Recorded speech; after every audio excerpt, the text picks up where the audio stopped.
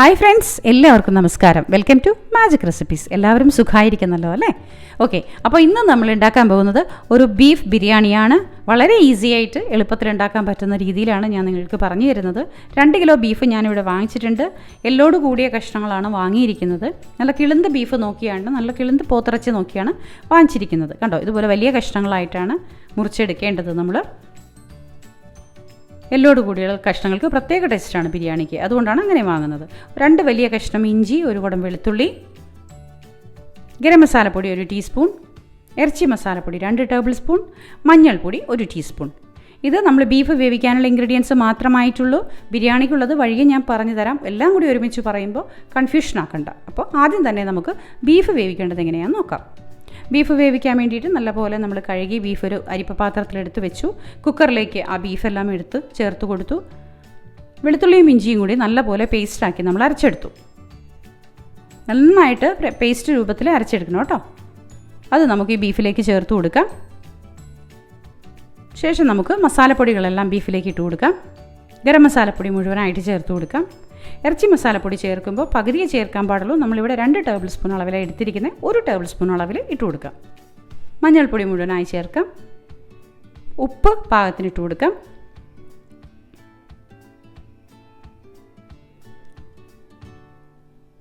രണ്ട് ടീസ്പൂൺ അളവിൽ വെളിച്ചെണ്ണ ഒഴിച്ചു കൊടുക്കാം.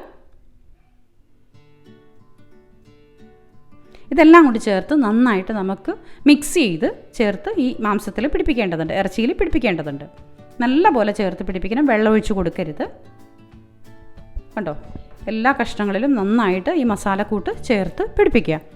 അതിനുശേഷം കുക്കർ അടച്ച് നമുക്കിതൊന്ന് വേവിച്ചെടുക്കേണ്ടതുണ്ട്.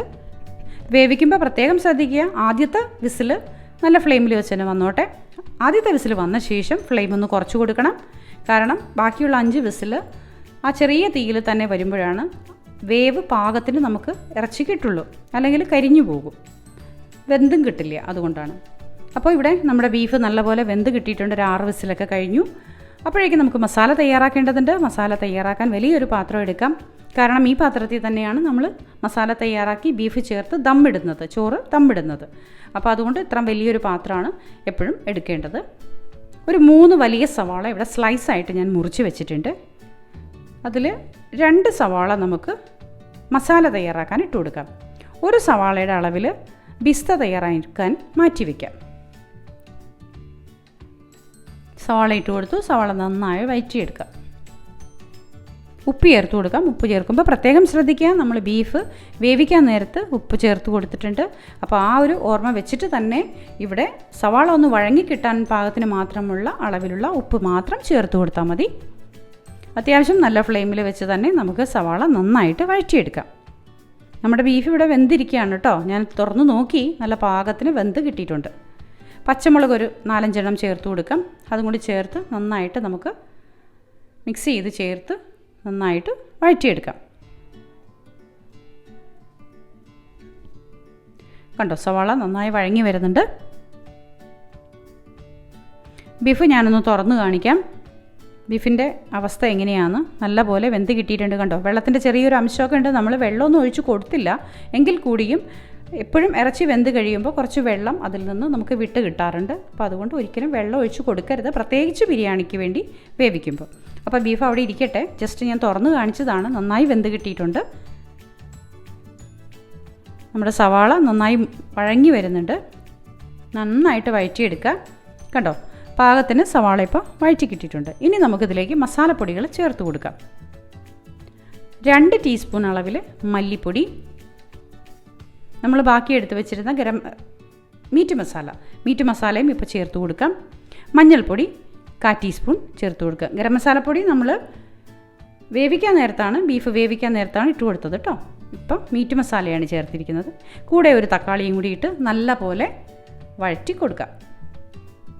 ഞാൻ ആദ്യം തന്നെ എല്ലാ ഇൻഗ്രീഡിയൻസും ഒരുമിച്ച് പറയാതിരുന്നത്, ബിരിയാണിക്ക് നമ്മൾ ഉണ്ടാക്കുമ്പോൾ എപ്പോഴും ഒരുപാട് ഇൻഗ്രീഡിയൻസ് ഉണ്ട്. ഒരുമിച്ച് എല്ലാം കൂടി പറയുമ്പോൾ പെട്ടെന്ന് കൺഫ്യൂഷൻ ആവാൻ സാധ്യതയുണ്ട്. അപ്പോൾ 1 by 1 ആയിട്ട് ഉണ്ടാക്കുന്ന വിധത്തിൽ നമ്മൾ പറഞ്ഞു തരികയാണെങ്കിൽ എളുപ്പമാവും നിങ്ങൾക്കത് നോക്കിയിട്ട് ഉണ്ടാക്കാനായിട്ട്. തൈര് 1 കപ്പുണ്ട്, അതും ഇട്ട് കൊടുക്കാം. തക്കാളി ഇട്ട ശേഷമാണ് നമ്മൾ തൈര് ഇട്ട് കൊടുക്കുന്നത്. എല്ലാം കൂടി ചേർത്ത് നന്നായി മിക്സ് ചെയ്ത് ചെറുതീയിൽ ഒന്ന് വഴറ്റിയെടുക്കാം. ഈ തൈരിട്ട ശേഷം എണ്ണ തെളിയുന്ന ഒരവസ്ഥ വരും, മസാലയൊക്കെ ചേർന്ന് പിടിച്ചിട്ട്. അതാണ് അതിൻ്റെ പാകം. കണ്ടോ, ചെറിയ തീയിൽ തന്നെ വേണം ഇത് ചെയ്യാനായിട്ട് കേട്ടോ. തീ കൂട്ടരുത്, കരിഞ്ഞു പോകും. അതുകൊണ്ടാണ് തീ കൂട്ടരുതെന്ന് പറയുന്നത്. ചെറിയ തീയിൽ മസാല നന്നായിട്ട് വഴങ്ങി വരട്ടെ, നല്ല പേസ്റ്റ് പോലെ വഴങ്ങി വരട്ടെ. ഇപ്പോൾ മസാല ഏകദേശം തയ്യാറായിട്ടുണ്ട്. ഇനി നമുക്ക് ചോറ് വേവിച്ചെടുക്കേണ്ടതുണ്ട്. അപ്പോൾ നമുക്ക് ഈ അടുപ്പിൽ തന്നെ ചോറ്, വലിയ ബർണറിൽ നമുക്ക് ചോറിനുള്ള വെള്ളം വയ്ക്കാം. സാധാരണ ചോറ് നമ്മൾ എത്ര അളവാണോ നമ്മൾ ഗ്ലാസ്സിന് എടുക്കുന്നത് അരി, അതിൻ്റെ ഇരട്ടി വെള്ളമാണ് വെക്കുന്നത്. ഇവിടെ ഞാൻ ഊറ്റാനാണ് ഉദ്ദേശിച്ചിരിക്കുന്നത്, അതുകൊണ്ട് തന്നെ കൂടുതൽ വെള്ളം വെച്ചിട്ടുണ്ട്. അളവ് നോക്കാതെയാണ് വെള്ളം വെച്ചിരിക്കുന്നത്. അപ്പോൾ നമ്മുടെ വെള്ളം ഇവിടെ ചൂടാവുന്നുണ്ട്. ആ സമയം കൊണ്ട് നമുക്ക് മസാല തയ്യാറായ സ്ഥിതിക്ക് നമ്മുടെ ബീഫ് ആ മസാലയിലേക്ക് ഇട്ട് കൊടുക്കാം. ആ മസാലയിൽ കിടന്ന് ബീഫ് ഒരു 10 മിനിറ്റോളം ചെറു തീയിൽ ഒന്ന് നന്നായിട്ട് വഴങ്ങി മസാലയൊക്കെ പിടിച്ച് ആ പീസൊക്കെ ഒന്ന് നന്നായിട്ട് വെന്ത് വരേണ്ടതുണ്ട്. എപ്പോഴും നമ്മൾ ബിരിയാണിയുടെ പീസ് കണ്ടിട്ടില്ലേ, നമ്മൾ ജസ്റ്റ് ഒന്ന് അമർത്തുമ്പോഴേക്കും പെട്ടെന്ന് നന്നായി അലിഞ്ഞു പോകുന്നൊരവസ്ഥയാണ്. ആ അവസ്ഥയിലാണ് നമുക്ക് ബീഫ് കിട്ടേണ്ടത്. അപ്പോൾ ഈ മസാലയിൽ കിടന്ന് ചെറു തീയിൽ വെന്ത് കിട്ടട്ടെ. മല്ലിയിലയും പുതിനയിലയും കൂടി ഒരു പിടി ഇട്ട് കൊടുക്കാം. തീ കൂട്ടി വെക്കരുത്, ഞാൻ പ്രത്യേകം പറയുന്നു. കാരണം അതൊരു ജ്യൂസി ആയിട്ടാണ് അതിൻ്റെ മസാല ഇരിക്കുന്നത്. അതിൻ്റെ ആ ജ്യൂസിനെസ് പോയിട്ട് കരിഞ്ഞു പിടിക്കേണ്ട അവസ്ഥ വരും. അപ്പോൾ അതുകൊണ്ട് ചെറിയ തീയിലാണ് ഇതിങ്ങനെ ഈ ബീഫ് മസാലയിൽ കിടന്ന് പതുക്കെ അതിൻ്റെ രസം, ആ ഒരു ജ്യൂസ് ഉണ്ടല്ലോ, ഇറങ്ങി നന്നായിട്ട് ടേസ്റ്റി ആയിട്ട് വരേണ്ടതുണ്ട്. ഇപ്പോൾ നമ്മുടെ വെള്ളം നല്ലപോലെ ചൂടായി വരുന്നുണ്ട്. നമുക്കൊന്ന് അടച്ച് വയ്ക്കാം. ഞാനിവിടെ 3 ഗ്ലാസ്, ഈ ഗ്ലാസ്സിന് 3 ഗ്ലാസ് അളവിൽ ജീരകശാല അരിയാണ് എടുത്തിരിക്കുന്നത്. ഇപ്പോൾ വെള്ളം അടുപ്പത്ത് വെച്ച് അത് ചൂടാവാൻ തുടങ്ങിയപ്പോഴേക്കും ഞാൻ ഈ അരി വെള്ളത്തിലിട്ട് വെച്ചിട്ടുണ്ട്. ഒന്ന് കുതിർക്കാനായിട്ട് വെള്ളത്തിലിട്ട് വെച്ചിട്ടുണ്ട്. ഒരു 5-10 മിനിറ്റ് നമുക്ക് ഈ വെള്ളം ചൂടായി തിളച്ച് വരാനായിട്ട് എടുക്കും. ആ സമയം മാത്രം മതി നമുക്ക് ഈ പറഞ്ഞ അരി ഒന്ന് കുതിർന്ന് കിട്ടാനും. അരമണിക്കൂറൊന്നും കൂടുതലായിട്ട് നമ്മൾ അത് കുതിർത്തി വെക്കേണ്ട ആവശ്യമില്ല. അരി കുതിർത്തി വെക്കേണ്ട ആവശ്യമില്ല. ഈ സമയം കൊണ്ട്, വെള്ളം തിളച്ച് വരുന്ന സമയം കൊണ്ട് നമുക്കൊരു കാര്യം ചെയ്യാം. കശുവണ്ടിയും മുന്തിരിയും സവാളയും ഒന്ന് ബിസ്തയാക്കേണ്ടതുണ്ട്. എല്ലാം ഒന്ന് റോസ്റ്റ് ചെയ്ത് എടുക്കാം. നമ്മൾ മറ്റൊരു കടായി വെച്ചു, എണ്ണ ഒഴിച്ചു കൊടുക്കാം. എണ്ണ നല്ലപോലെ ചൂടായ ശേഷം നമുക്കതിലേക്ക് കശുവണ്ടിയൊക്കെ ഇട്ട് കൊടുക്കേണ്ടതുണ്ട്. അതിനിടയ്ക്ക് നമ്മൾ എണ്ണ ചൂടാവുന്ന സമയം കൊണ്ടിട്ട് നമുക്ക് ബീഫിൻ്റെ മസാലയും മറ്റും ഒന്ന് ശ്രദ്ധിക്കാം. നമ്മുടെ വെള്ളം തിളച്ച് വന്നിട്ടുണ്ട്. നമ്മൾ 3 കാര്യം ഒരുമിച്ചാണ് ചെയ്യുന്നത് കേട്ടോ, അപ്പോൾ ശ്രദ്ധിക്കണം. വെള്ളം ഇപ്പോൾ നല്ല പോലെ തിളച്ചു. നമ്മൾ അരി നന്നായിട്ട് കഴുകി ഊറ്റി വെച്ചിട്ടുണ്ട്. അപ്പോൾ അതൊക്കെ ഈ അരി നമുക്ക് വെള്ളത്തിലേക്ക് ഇട്ട് കൊടുക്കാം. അളവിനല്ലാട്ടോ നമ്മൾ വെള്ളം വെച്ചിരിക്കുന്നത്. ഇപ്പോൾ ഒരു ഗ്ലാസ് അരിക്ക് 2 ഗ്ലാസ് വെള്ളമാണ് ശരിക്കും ഈ ജീരകശാല ബിരിയാണി അരിയൊക്കെ നമ്മൾ എടുക്കുന്നത്. പക്ഷേ ഇവിടെ ഞാൻ ഊറ്റാനാണ് ഉദ്ദേശിച്ചിരിക്കുന്നത്. അതുകൊണ്ട് തന്നെ ഞാൻ അളവ് പ്രകാരമല്ല എടുത്തിരിക്കുന്നത്. ഒരു അരയിൽ കൂടുതൽ വേവായി കഴിയുമ്പോൾ നമുക്ക് ചോറ് ഊറ്റിയെടുക്കേണ്ടതുണ്ട്. അരഭാഗത്തിൽ കൂടുതലാണ് നമുക്ക് വേവ് കിട്ടേണ്ടത്, ബാക്കി തമ്മിലിരുന്ന് വേവേണ്ടതാണ്. അപ്പോൾ അതുകൊണ്ടാണ് അങ്ങനെ ചെയ്തിരിക്കുന്നത്. ചോറ് വെന്ത് വരുന്നുണ്ട്. ഒരു 3 ഏലക്ക ഇട്ട് കൊടുത്തിട്ടുണ്ട്. തക്കോലം, പട്ട, കറിയാമ്പ്, കുരുമുളക്, ഇതൊക്കെ ഞാൻ മുഴുവനായിട്ട് തന്നെ ഇട്ട് കൊടുത്തിരിക്കുന്നത്. വേണമെങ്കിൽ കിഴികെട്ടി അതിൻ്റെ രസം ഇറങ്ങുന്ന വിധത്തിൽ അങ്ങനെയും ചെയ്തു വയ്ക്കാം കേട്ടോ. ഞാനിത് ഡയറക്റ്റ് തന്നെയാണ് ഇടുന്നത്. നമുക്ക് ഊറ്റിയെടുക്കാനുള്ളതാണല്ലോ. വേണമെങ്കിൽ നമുക്കത് പറക്കി കളയുകയും ചെയ്യാം. അതിൻ്റെ രസം കിടക്കുമ്പോഴാണ് ആ ഒരു ബിരിയാണിക്ക് അതിൻ്റെതായ ഒരു സ്വാദ് നമുക്ക് കിട്ടുന്നത്. ഒരു ചെറുനാരങ്ങ നമുക്ക് പിഴിഞ്ഞൊഴിക്കാം. ചെറുനാരങ്ങ ഒഴിക്കുന്നത് എന്തിനാണെന്ന് വെച്ചിട്ടുണ്ടെങ്കിൽ ഇതിൻ്റെ വേവ്, അരിയുടെ വേവ് കൂടുതലായി പോവുകയുമില്ല, എല്ലാം കൂടി ചേർന്ന് ഒട്ടിപ്പിടിക്കുകയുമില്ല. ചോറുകൾ തമ്മിലൊന്ന് അടർന്നിരിക്കും. അതുകൊണ്ടാണ് നമ്മൾ ചെറുനാരങ്ങ പിഴിഞ്ഞൊഴിക്കുന്നത്. എങ്കിലും വേഗന്ന പാകം നോക്കി വേണം കേട്ടോ എടുക്കാനായിട്ട്. ചെറുനാരങ്ങ ഒഴിച്ചിട്ടുണ്ടെന്ന് പറഞ്ഞ് നല്ലപോലെ വേവാൻ വിട്ടിട്ടുണ്ടെങ്കിൽ നമുക്ക് ദമ്മിലിടുമ്പോൾ എല്ലാം കൂടി സെറ്റായി അടപോലെ ആയിപ്പോവും. അപ്പോൾ അങ്ങനെ ചെയ്യരുത്. പകുതി വേവ് നോക്കിയിട്ട് വേണം നമുക്ക് ഊറ്റിയെടുക്കാനായിട്ട്. ഇനി നമുക്ക് എണ്ണ ചൂടായ സ്ഥിതിക്ക് കശുവണ്ടി മുന്തിരി ഒന്ന് റോസ്റ്റ് ചെയ്ത് എടുത്തേക്കാം. കശുവണ്ടി റോസ്റ്റ് ചെയ്തെടുത്തു. നമ്മുടെ ചോറ് ശ്രദ്ധിക്കണം, ബീഫും ശ്രദ്ധിക്കണം, എല്ലാം കൂടി ശ്രദ്ധിക്കണം കേട്ടോ. സ്പീഡിൽ നമുക്കിത് വെക്കാൻ പറ്റും. കൂടിപ്പോയൊരു ഇത് വേവുന്ന സമയം പിന്നെ ദമ്മിലിടുന്ന ഒരു അരമണിക്കൂർ, 1 മണിക്കൂർ കൊണ്ട് നമുക്ക് ബിരിയാണി വളരെ പെട്ടെന്ന് ഉണ്ടാക്കാൻ പറ്റും. ഞാൻ എല്ലാം കൂടി കാണിക്കുന്നത് ഒരു എക്സ്പീരിയൻസും ആവുമല്ലോ. ഇത് കണ്ടു കഴിയുമ്പോൾ നമുക്കിങ്ങനെ ചെയ്യാനുള്ള ഒരു ടെൻഡൻസി ഉണ്ടാകും. അപ്പോൾ നമ്മുടെ കശുവണ്ടി മുന്തിരി എല്ലാം കൂടി നമ്മൾ റോസ്റ്റ് ചെയ്തെടുത്തു. ഇനി ബാക്കി നമ്മൾ എടുത്ത് വെച്ചിട്ടുണ്ടല്ലോ സവാള, അത് പിസ്തയ്ക്ക് വേണ്ടിയിട്ട് നമുക്കൊന്ന് ഇട്ട് കൊടുക്കാം.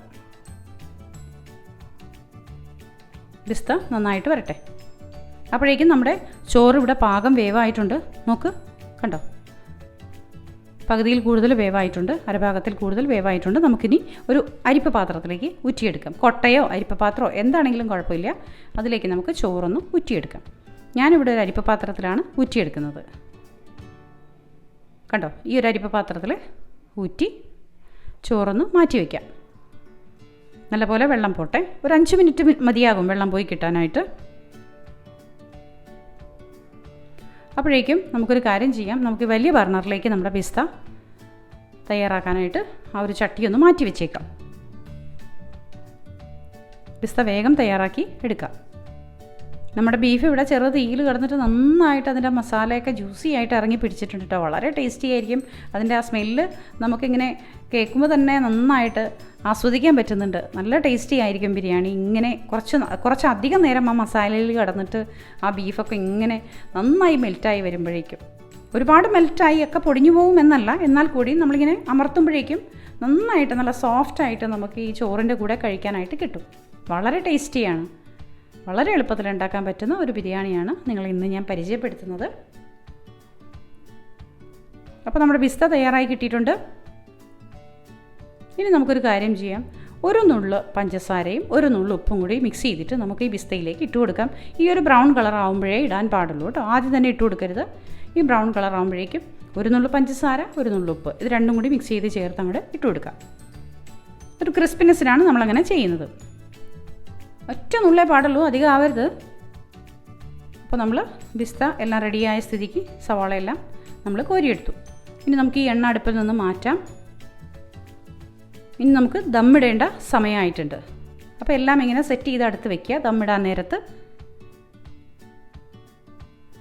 കശുവണ്ടി, മുന്തിരി, മല്ലിയിലയും പുതിനയിലയും കൂടി എടുത്തത്, പിസ്ത, നറുനെയ്യ്, 1 kg ആണ് ഞാനിവിടെ എടുത്തിരിക്കുന്നത്. പിന്നെ തേങ്ങാപ്പാലിൽ നമ്മൾ ഒരു നുള്ളോളം കുങ്കുമപ്പൂവുണ്ടല്ലോ ഇട്ട് കൊടുത്തിട്ടുണ്ട്. വളരെ കുറച്ചളവിൽ കേട്ടോ. ഒരു കളറിനും സ്വാദിനും കുങ്കുമപ്പൂവ് എപ്പോഴും നല്ലതാണ്. ഇതെല്ലാം നമ്മൾ അടുത്ത് ചേർത്ത് വെച്ചു. നമ്മുടെ ചോറും നല്ലപോലെ ഊറ്റി അതിൻ്റെ വെള്ളമൊക്കെ പോയി പാകത്തിന് കിട്ടിയിട്ടുണ്ട്. ഇനി നമുക്ക് ദമ്മിട്ട് തുടങ്ങാം. ചെറുതീയിൽ നമ്മുടെ ബീഫ് മസാലയിൽ ഇങ്ങനെ കിടക്കുകയാണ് കേട്ടോ. അതിൻ്റെ മേലേക്കാണ് നമ്മൾ ദമ്മിട്ട് കൊടുക്കുന്നത്. ചോറ് ആദ്യമായിട്ട് നമുക്ക് ഇട്ട് കൊടുക്കാം. കണ്ടോ, ഒന്നൊന്ന് തൊടാതെ നല്ല വൃത്തിയായിട്ട് നമുക്ക് ചോറ് പകുതിയിൽ കൂടുതൽ വെന്ത് കിട്ടിയിട്ടുണ്ട്. ഇനി ബാക്കിയുള്ള വേവ് നമുക്ക് ദമ്മിലിരുന്നിട്ടാണ് വെന്ത് കിട്ടേണ്ടത്.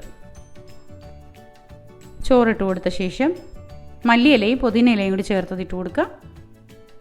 കശുവണ്ടി മുന്തിരി ഇട്ട് കൊടുക്കാം. നെയ്യ് ഒരു ചെറിയ അളവിൽ 1/4 ടീസ്പൂൺ അളവിൽ ഇട്ട് കൊടുക്കാം. ഓരോ സ്റ്റെപ്പും നമ്മളിങ്ങനെ വെക്കുമ്പോഴും ഇതെല്ലാം ചേർത്ത് കൊടുക്കേണ്ടതാണ്. അതുകൊണ്ട് നെയ്യൊക്കെ വളരെ കുറവ് മതി. തേങ്ങാപ്പാലിൽ നമ്മളിട്ടിരിക്കുന്ന കുങ്കുമപ്പൂവ് ഒന്ന് മിക്സ് ചെയ്ത് യോജിപ്പിക്കാം. കണ്ടോ, ഒരു കളർ കിട്ടിയിരിക്കുന്നത്. ഇനി നമുക്ക് സ്പൂണിൽ കോരിയിട്ട് ഇങ്ങനെ സെറ്റ് ചെയ്ത് ഒഴിച്ചു കൊടുക്കാം. പിസ്ത ഇട്ട് കൊടുക്കാം. വീണ്ടും നമുക്ക് ചോറ് ചേർത്ത് കൊടുക്കാം. അടുത്ത അടുക്കിൽ വേണ്ടിയിട്ട് നമുക്ക് ചോറ് ചേർത്ത് കൊടുക്കാം. നേരത്തെ ചെയ്ത പോലെ തന്നെ സെയിം നമ്മൾ ആവർത്തിക്കണം. കശുവണ്ടി മുന്തിരി ഇട്ട് കൊടുക്കാം. മല്ലിയിലയും പുതിനയിലയും പിസ്ത ഇട്ട് കൊടുക്കാം. നെയ്യ് ഇട്ട് കൊടുക്കാം. തേങ്ങാപ്പാലും കുങ്കുമപ്പൂവും കൂടി ചേർത്തത് അതും ഇട്ട് കൊടുക്കാം. ഇപ്പോൾ കുങ്കുമപ്പൂ ഇല്ലെങ്കിൽ കുഴപ്പമില്ല കേട്ടോ. തേങ്ങാപ്പാൽ കുറച്ച് മഞ്ഞപ്പൊടി ഇട്ടിട്ട് ചേർത്ത് പോലും കുഴപ്പമില്ല. അത് തന്നെ ധാരാളമായിട്ട് നമുക്ക് മതിയാകും. അയ്യോ, കുങ്കുമപ്പൂ ഇല്ലല്ലോ, ഇനി എന്ത് ചെയ്യും എന്നുള്ള ശങ്ക വേണ്ട. അപ്പോൾ അതുകൊണ്ട് ജസ്റ്റ് ഒരു മഞ്ഞൾപ്പൊടി, ഒരു പിഞ്ച് തേങ്ങാപ്പാലിട്ടിട്ട് നമുക്കിങ്ങനെ ചെയ്താൽ മതി. തേങ്ങാപ്പാൽ ഒഴിച്ചു കൊടുക്കുമ്പോൾ ഒരു പ്രത്യേക ടേസ്റ്റ് കിട്ടുന്നുണ്ട്. ഇതെല്ലാം നമുക്ക് സെറ്റ് ചെയ്യാം. ലാസ്റ്റ് അടുക്കും നമ്മൾ ഇട്ടു. ഇതൊരു 8 പേർക്ക് സുഖമായിട്ട് കഴിക്കാൻ പറ്റും കേട്ടോ. നല്ല പോലെ അളവിൽ കഴിക്കാൻ പറ്റുന്ന രീതിയിലാണ് എടുത്തിരിക്കുന്നത്. 2 കിലോ ബീഫുണ്ട്. അരിയാണെങ്കിലും ഒരു 3 വലിയ ഗ്ലാസ്സിൽ കൂടുതലുണ്ട്. പിസ്ത എല്ലാം ഇട്ട് 3ാമത്തെ അടുക്കും നമ്മൾ അലങ്കരിച്ചു. നല്ല നെയ്യ് ഇട്ട് കൊടുക്കാം. നല്ല പശു നെയ്യ് കിട്ടുകയാണെങ്കിൽ അതിൻ്റെ ഒരു പ്രത്യേക സ്വാദ് നമുക്ക് അത് ദമ്മിലിട്ട് നമ്മളത് പൊട്ടിക്കുമ്പോൾ തന്നെ അതിൻ്റെ നല്ലൊരു സ്മെല്ലൊക്കെ വരും. അപ്പോൾ ഞാൻ എപ്പോഴും പറയുന്നത് പോലെ ഫ്ലാറ്റിലൊക്കെ താമസിക്കുന്നവർക്ക് ദമ്മിലിടാൻ ബുദ്ധിമുട്ടാണ്. അപ്പോൾ അവർ ചെയ്യേണ്ടുന്ന പണിയാണ് ഇതുപോലുള്ള ഒരു അലുമിനിയം ഫോയിൽ പേപ്പർ എടുക്കുക, നന്നായിട്ട് കവർ ചെയ്യുക. കവർ ചെയ്തിട്ട് കട്ടിയുള്ള ഒരു മൂടി വെച്ചിട്ട് അടച്ച് മൂടി എയർ ടൈറ്റാക്കി വെക്കുക. ഇപ്പോൾ നമുക്ക് ദമ്മിലിടാനായിട്ട് ചിരട്ടക്കരിയൊക്കെ കത്തിച്ച് ഇടാൻ പറ്റും എന്നുള്ളവരാണെങ്കിൽ അങ്ങനെ ചെയ്യാൻ കുഴപ്പമൊന്നുമില്ല. അല്ലാത്ത പക്ഷം ഇപ്പോൾ എല്ലാവർക്കും പറ്റില്ലല്ലോ. ഫ്ലാറ്റിലൊക്കെ താമസിക്കുന്നവർക്കാണെങ്കിൽ ഇതൊരു ബുദ്ധിമുട്ടായിരിക്കും. അപ്പം നമ്മൾ ഇങ്ങനെയൊരു കാര്യം ചെയ്താൽ മതി. ചെറു തീയിലിട്ട് ഗ്യാസിൽ പതുക്കെ വളരെ സിം ചെയ്ത് നമുക്ക് ദമ്മിലിട്ട് കൊടുക്കാം. മേലിൽ നമുക്കിതുപോലെ ഒരു അലുമിനിയം പേപ്പർ വെച്ച് അടച്ചു മൂടി അരമണിക്കൂർ വയ്ക്കാം. ദമ്മിലിട്ട് അരമണിക്കൂർ ഇരുന്നു. ഇനി നമുക്കൊന്ന് ദം പൊട്ടിച്ച് നോക്കാം. പതുക്കെ ഒന്ന് തുറന്ന് നോക്കാം. നല്ല പോലെ എയർ ടൈറ്റായിട്ട് ഇരുന്നിട്ടുണ്ട്. അരമണിക്കൂർ എങ്ങനെയും ദമ്മിൽ വെക്കാൻ ശ്രദ്ധിക്കണം കേട്ടോ. കണ്ടോ, അത് കാണുമ്പോൾ തന്നെ എന്തൊരു ഭംഗിയാന്ന് നോക്ക്. നമുക്ക് ചോറൊന്ന് ഇളക്കി ചേർക്കാം. കണ്ടോ, ഒന്നൊന്നും തൊടാതെ വളരെ വൃത്തിയായിട്ട് നമുക്ക് കിട്ടിയിട്ടുണ്ട്. ഒന്നും ചേർന്ന് പോയിട്ടില്ല, വേവ് അധികമായിട്ടില്ല. നല്ല സ്മെല്ല് വരുന്നുണ്ട്. ബീഫ് ബിരിയാണിക്ക് ഒരു പ്രത്യേക സ്വാദ് തന്നെയാണ്. എത്ര പറഞ്ഞാലും നമുക്കത് ഒഴിച്ചുകൂടാൻ പറ്റില്ല. മലയാളിക്ക് ബീഫ് എന്ന് പറഞ്ഞാൽ ഒഴിച്ചുകൂടാൻ പറ്റില്ല. അപ്പോൾ അതുകൊണ്ട് അത് ബിരിയാണിയൊക്കെ ആകുമ്പോൾ വളരെ നന്നായിട്ട് സൺഡേയ്സിലൊക്കെ നമുക്ക് എല്ലാവരും കൂടി വീട്ടിലുള്ള സമയത്ത് ഇതുപോലെ നമുക്ക് ബിരിയാണി ഉണ്ടാക്കാം. എളുപ്പത്തിലുണ്ടാക്കാം. ഒരുപാട് ബുദ്ധിമുട്ടൊന്നുമില്ല. 1 മണിക്കൂർ കൂടി പോയാൽ അത് ദമ്മിലിടാനും എല്ലാം കൂടി ചേർത്ത് നമുക്ക് വേവിച്ച് അത് ദമ്മിലിട്ട് വരുന്ന ആ പൊട്ടിക്കുന്ന സമയം വരെ 1 മണിക്കൂറാണ് നമുക്ക് ചിലവാകുന്നുള്ളൂ. അപ്പോൾ കുട്ടികൾക്കൊക്കെ എല്ലാവരും ഉണ്ടാക്കി കൊടുക്കണം കേട്ടോ. കണ്ടോ, കാണുമ്പോൾ തന്നെ ഒരു കൊതിയൊക്കെ തോന്നില്ലേ? അപ്പോൾ എല്ലാവരും ഉണ്ടാക്കി കൊടുക്കുക. ഇഷ്ടപ്പെട്ടാൽ ലൈക്കും ഷെയറും കമൻറ്റും തരാൻ മറക്കരുത്. സബ്സ്ക്രൈബ് ചെയ്യാത്തവർ ഒന്ന് സബ്സ്ക്രൈബ് ചെയ്തേക്കണം കേട്ടോ. അപ്പോൾ നമ്മുടെ ചാനലിൻ്റെ കൂടെയുള്ള എല്ലാവർക്കും ഒരുപാട് സ്നേഹത്തോടെ താങ്ക് യു വെരി മച്ച്. എല്ലാവരും സേഫായിരിക്കുക, സന്തോഷമായിരിക്കുക, സമാധാനത്തോടെ ഇരിക്കുക. എല്ലാം ശരിയാവും.